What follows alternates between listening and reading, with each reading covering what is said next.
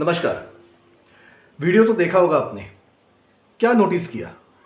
Notice किया आपने राहुल गांधी और प्रियंका वाड्रा के बीच का झूठा प्यार, उन दोनों के बीच का झूठा कोऑर्डिनेशन। नोटिस किया किस तरह से प्रियंका ने राहुल का हाथ झटका। छोटी छोटी बातें होती है, लेकिन उनको अगर ऑब्जर्व करेंगे तो बहुत कुछ पता चलता है जो नॉर्मली मीडिया के सामने नहीं आता, या मीडिया जिसे आपको बताना नहीं चाहती। मैंने बहुत बार ये मेंशन किया हुआ है मेरे खुद के वीडियोस में, एज वेल एज जब मैंने गायत्री देवी जी के साथ या धर्मा रावण जी के साथ जब मैंने इंटरव्यू किया था उनके चैनल के लिए, मैंने मेंशन किया था कि किस तरह से राहुल और प्रियंका के बीच में एक अंदर ही अंदर टग ऑफ वॉर चल रहा है। उसका क्या है, किस तरह का वो टग ऑफ वॉर है, और मैं जो बोल रहा हूं उसमें कितनी सच्चाई है, इस एक वीडियो के थ्रू आपने देखी होंगी कि किस तरह से प्रियंका पहले भी राहुल का हाथ पकड़ने के लिए तैयार नहीं थी, और उसके बाद पकड़ा हुआ हाथ किस तरीके से उन्होंने झटका। और उसके पीछे का रीजन मैं आपको बताता हूं। ये जो प्रेजेंट नाराजगी प्रियंका वाड्रा की जो चल रही है वो किस बारे में चल रही है। अभी राइट नाउ कर्नाटका का जो फियास्को चल रहा है कांग्रेस का कि सीएम कौन, करेक्ट। 3 दिन अंदर ही अंदर झगड़े होने के बावजूद बाद में 3 दिन अंदर ही अंदर इतना सब कुछ like miscommunication as well as ego issues सब कुछ होने के बाद आखिरकार it was declared that Siddaramaiah will be the CM and DK Shiv Kumar will be the deputy CM. DK Shiv Kumar पहले मानने को तैयार नहीं थे। उनका पहले से एटीट्यूड ये था कि चाहिए तो सीएम का पोस्ट वरना कुछ नहीं। फिर बाद में उन्होंने माना he agree to become deputy CM, और ऐसा बोला जाता है कि 30 मंथ्स मतलब 2.5 ईयर्स पहले सिद्धारामैया सीएम रहेंगे, उसके बाद डीके शिव कुमार को हैंड ओवर करेंगे। क्या होगा वो बाद में की बात है, मैं बात कर रहा हूं अभी के विषय की। आपकी जानकारी के लिए सिद्धारामैया को सपोर्ट कर रहा था राहुल, और डीके शिव कुमार को सपोर्ट कर रही थी Priyanka. DK Shiv Kumar was Priyanka's card and Siddharamaiya was Rahul Gandhi's card, and ultimately Rajmata voted in favor of Rahul, and that's why Siddharamaiya became the CM. ये कर्नाटका टसल की अंदर की कहानी है, और उसका ये जो बात मैं आपको बता रहा हूँ उसमें कितनी सच्चाई है इस एक वीडियो के थ्रू आप समझ चुके होंगे मैं क्या बोलना चाहता हूँ। कुछ दिन पहले मैंने धर्मा रावत जी के भी चैनल पे जब इंटरव्यू दिया था, तब उस वक्त मैंने एक बात कही थी, राजस्थान पॉलिटिक्स में राइट नाउ जो हो रहा है वो भी एक्चुअली राहुल और प्रियंका के बीच का ही टग ऑफ वॉर है। सचिन पायलट को अचानक से इतने तेवर आए कहां से? Sachin Pilot is not that influential कि वो अपने अकेले के बलबूते पे पूरी सत्ता पलट कर सके। और जब अब स्टेट इलेक्शन सिर्फ 6 महीने दूर है, तब अचानक से सचिन पायलट इतनी फुर्ती, इतनी जो कुछ भी मुश्तैदी है वो कहां से दिखा पा रहे हैं? मतलब पीछे से बुलाने वाला कोई ना कोई धनी अलग है, और वो है प्रियंका। और अशोक गहलोत ये राजमाता के खास बंदे हैं, और राहुल को भी वो क्लोज है। So if Sachin Pilot has open a front again against Ashok Gehlot, that means nothing else but Priyanka has opened a front against Rahul Gandhi. ये दोनों भाई बहन आपस में बहुत बड़ा टग ऑफ वॉर खेल रहे हैं। दोनों के पॉलिटिकल एस्पिरेशंस है, दोनों के पॉलिटिकल एम्बिशंस है। और आपकी जानकारी के लिए, आपने अगर देखा रहेगा तो कर्नाटका इलेक्शन में राहुल गांधी ज़्यादा इन्वॉल्व भी नहीं थे। उनसे ज़्यादा वहाँ पे संगठन बांधने का काम, वहाँ के जो कुछ भी चुनावी मुद्दे हैं, वहाँ का जो कुछ भी व्हाट वी से कि वहाँ पे कांग्रेस की तरह से किस तरह से कैंपेन मैनेज किया जाएगा, ये सब कुछ एक्चुअली देख रही थी प्रियंका। हिमाचल प्रदेश में कामयाबी के बाद Karnataka was a second state की जो एक्चुअली प्रियंका ने जहाँ पे काम किया था, और Rahul Gandhi as usual enjoy कर रहा था। लेकिन इतना करने के बावजूद फिर बाद में क्या हुआ, तो अल्टीमेटली राहुल का आदमी दैट इज सिद्धारामैया वो आके बैठ गया एज अ सीएम, और प्रियंका का आदमी डीके शिव कुमार हमेशा की तरह सिर्फ देखता रह गया। अपोजिशन यूनिटी की बात करते, अरे पहले भैया अपने परिवार में तो यूनिटी लाओ। बात करें 2024 के इलेक्शन की, और अपने खुद के परिवार में एकता नहीं है, अपोजिशन की एकता साथ में लाके मोदी जी को हराने की बात करते हो। अच्छा चलो 2024 का अगर मैटर निकला ही है, तो चलो और एक मुद्दे की तरफ आपको लेके चलता हूं। वो है कल रात को सेंट्रल गवर्नमेंट निकाला हुआ ऑर्डिनेंस। सुप्रीम कोर्ट ने कुछ दिनों पहले ये फैसला दिया था कि दिल्ली में, दिल्ली यूनियन टेरिटरी की गवर्नमेंट में जो पब्लिक सर्विस डिपार्टमेंट होता है, तो वहां उस डिपार्टमेंट पे कंट्रोल किसका होगा? लेफ्टिनेंट गवर्नर का होगा या फिर सीएम का होगा। तो एक स्प्लिट वर्डिक्ट आया था सुप्रीम कोर्ट का, जिसमें उन्होंने ये कहा कि जब तक पार्लियामेंट में ऐसा कोई लॉ पास नहीं होता तब तक ये पर्टिकुलर ट्रांसफर्स, पोस्टिंग्स, जो कुछ भी प्रमोशंस, डिमोशंस, मतलब in short public services department के ऊपर कंट्रोल ये सीएम का होगा। ये अपने पापी लोग मतलब आम आदमी पार्टी के लोग मेंढक की तरह बहुत बुदबुदाने लगे थे, बहुत कूदने लगे थे, बस सच्चाई की जीत हुई, सच्चाई की जीत हुई, सुप्रीम कोर्ट ने हमारा साथ दिया। अरे भैया, आपने सुना था सुप्रीम कोर्ट ने क्या बोला था? सुप्रीम कोर्ट ने यह बोला था that CM has the power to take care of that particular public service department. That means CM has the power to take care of the transfers, postings, appointments, removals, demotions, promotions, etc. until Parliament passes an act on the contrary to restore the powers with the LG.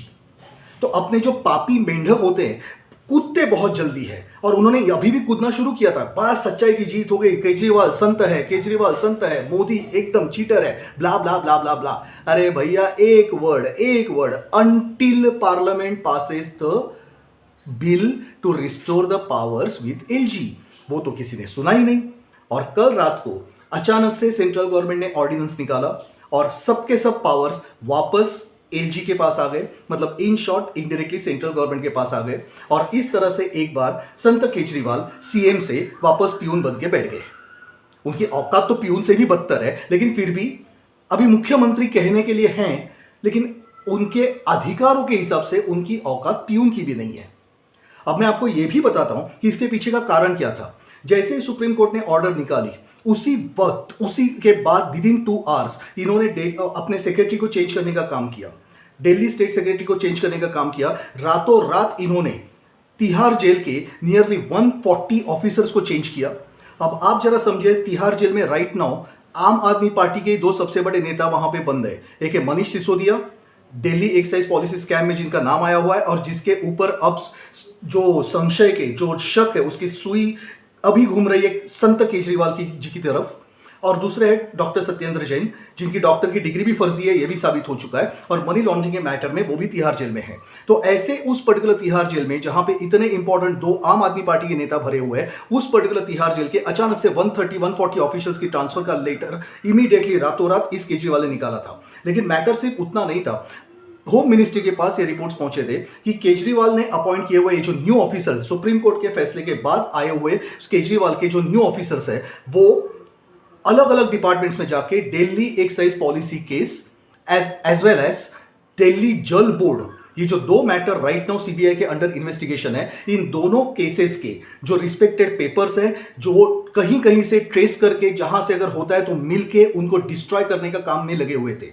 जब central home ministry के पास एक खबर पहुंची तो कल रातों रात ये पर्टिकुलर ऑर्डिनेंस निकाला गया। आपकी जानकारी के लिए, ये जो पर्टिकुलर ऑर्डिनेंस रहेगा, ये ऑर्डिनेंस क्यों ऑर्डिनेंस निकाला गया? आप बोलोगे सुप्रीम कोर्ट ने तो बोला था कि पार्लियामेंट जब तक बिल पास नहीं करती। भैया, पार्लियामेंट ने बिल पास करने के लिए parliament right now in session होनी चाहिए, जो नहीं है। Right now parliament in session नहीं है, तो मतलब इन दैट केस क्या हम लोग पार्लियामेंट शुरू होने तक, बिल लाने तक इस केजरीवाल को पूरी तरह से फ्री हैंड देंगे कि हाँ भैया जा, जितने तेरे ऊपर करप्शन के केसेस लगने वाले हैं, जितने केसेस ऑलरेडी लग चुके हैं, वो सबके डॉक्यूमेंट्स नष्ट कर दे, बर्बाद कर दे, और ताकि तुझे बाद में क्लीन चिट मिले, ताकि बाद में कोई एविडेंसेस ना मिले? क्या do you expect central government to wait till that particular time to start for parliament to start a monsoon session? Sorry. तो ऐसे वक्त पे जब कोई particular bill right now pass नहीं करवा सकते बिकॉज पार्लियामेंट सेशन में नहीं है, तो ऐसे वक्त पे ऑर्डिनेंस लाया जाता है। ऑर्डिनेंस इसीलिए कल सेंट्रल गवर्नमेंट ने लाया। अब ये पर्टिकुलर ऑर्डिनेंस जो है, ये पार्लियामेंट में पेश करके उसको बिल में कन्वर्ट करने के लिए क्या रूल्स होते हैं? This particular ordinance now has to be presented in the parliament once it progresses with in 42 days of the beginning of the parliament session.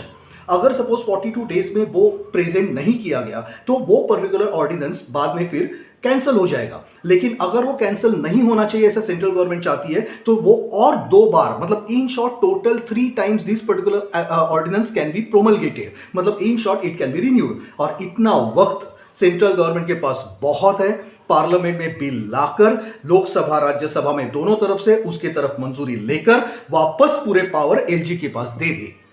तो मतलब इन शॉर्ट केजरीवाल जी की जो सीएम की औकात अब प्यून के तौर पे आ चुकी है। ना वो पार्लियामेंट शुरू होने तक बदलेगी और ना पार्लियामेंट शुरू होने के बाद भी बदलेगी। और एक बार पार्लियामेंट ने बिल पास किया, उसके बाद सुप्रीम कोर्ट भी कुछ नहीं कर सकता। The simple reason is that supreme court ने खुद बोला हुआ है कि जब तक पार्लियामेंट बिल पास नहीं करती तब तक सीएम के पास ये अधिकार है। तो बात खत्म हो गई। तो इस पर्टिकुलर दो विषयों के बारे में बात करने के बाद एक लास्ट की बात मैं आपके साथ ये करना चाहता हूं। भैया कब से बोल रहा हूं 2024 is going to be a bloody war path. 2024 is going to be a bloody war. बहुत बार बोला है मैंने। अपोजिशन हर तरह से कुछ भी करके पीएम मोदी जी को फंसाने की कोशिश करेगी। उसके लिए इस देश को जलाने तक की साजिश की जाएगी ताकि यहां पे सिविल अनरेस्ट हो, यहां पे अपनी इकोनॉमी बर्बाद हो, एक्सेट्रा एक्सेट्रा। बहुत बार बोला है। लेकिन अब मुझे यह देख के बहुत खुशी हो रही है कि पीएम मोदी अब पूरी तरह से 2024 वॉर मोड में आ चुके हैं। उन्होंने पहले भी बोला था जब भी मैं पंतप्रधान बनूंगा पहले 4 साल मैं सिर्फ और सिर्फ काम करूंगा और आखिरी 1 साल मैं सिर्फ राजनीति करूंगा।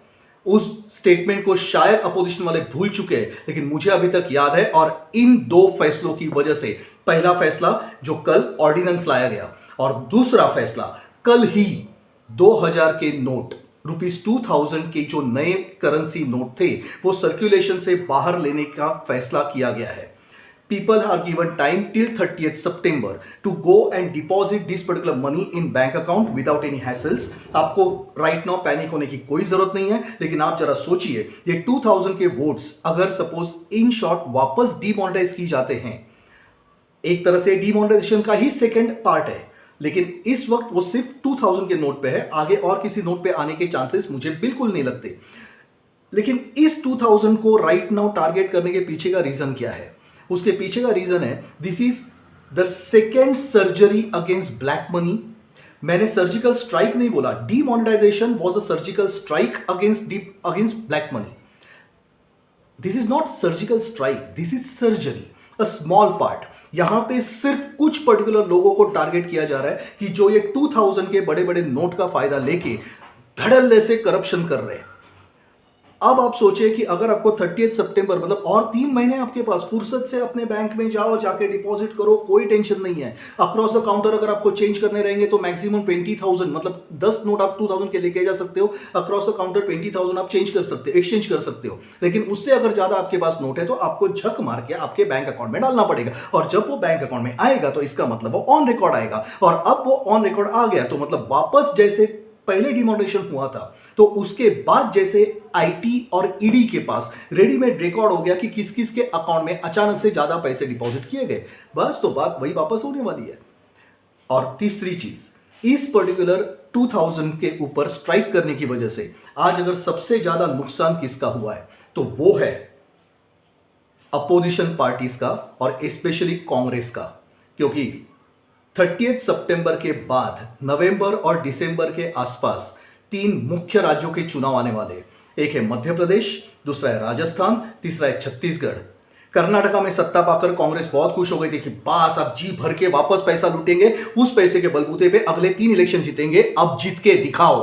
अब तुम्हारे पास पैसा अगर है तो वो सिर्फ और सिर्फ व्हाइट का पैसा होगा, बिकॉज ब्लैक का पैसा अब वापस सर्जिकल सर्जरी की वजह से अब खत्म होने वाला है। Yesterday, this was a surgery on 2000 rupees notes. 2000 rupees notes पे ये जो सर्जरी। अच्छा, एक पॉइंट तो मेरे दिमाग में और आया कि ये मोदी जी करते तो मतलब कैसे, सोचते कैसे।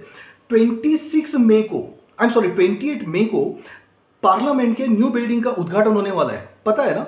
और 28 मई को ही वीर सावरकर जी की जयंती होती है। और कल का हादसा देखिए कि 2000 के उस नोट पे जब सर्जरी हुई है, जब उसको सर्कुलेशन से बाहर होने का डिक्लेयर किया गया है, तो उस पर्टिकुलर 2000 की नोट पे जो गांधी जी का फोटो चिपका हुआ रहता है वो मिस्टर एम के गांधी का फोटो, उस नोट को अब 30 सितंबर से सर्कुलेशन से बाहर किया जाएगा। ये कब अनाउंस हुआ? कल मतलब 19 में, which coincidentally happens to be Nathuram Godse जयंती। क्या कोइंसिडेंस है? नहीं। अब मोदी जी ये सोच के करते हैं या ये अपने से होता है, ये आप सोचिए। मैं तो कुछ सोचना मैंने बंद कर दिया, because this person can do anything. And I just know one thing, that no one roast opposition like Modi ji. Trollers बहुत होते हैं लेकिन रोस्टिंग करने वाले बहुत कम होते हैं, और वो है मोदी जी की जिस तरह से वो अपोजिशन को रोस्ट करते हैं, that is unimaginable. Anyways, Modi ji अब पूरी तरह से 2024 के मोड में आ चुके हैं। आने वाले दिनों में आप और कठोर से कठोर फैसले देख सकते हैं कि जिसकी वजह से अपोजिशन की रील की हड्डी ना सिर्फ टूटेगी बल्कि चूर चूर हो जाएगी। बिकॉज सिंपल सी बात है, अगर आप जानते हो इस देश को कैसे बर्बाद करना है तो मोदी जी भी अच्छे से जानते हैं इस देश को कैसे बचाना है। बस आज के वीडियो में इतना ही। अगर आपको वीडियो पसंद आया रहेगा तो लाइक कीजिए, सब्सक्राइब कीजिए, शेयर कीजिए। धन्यवाद।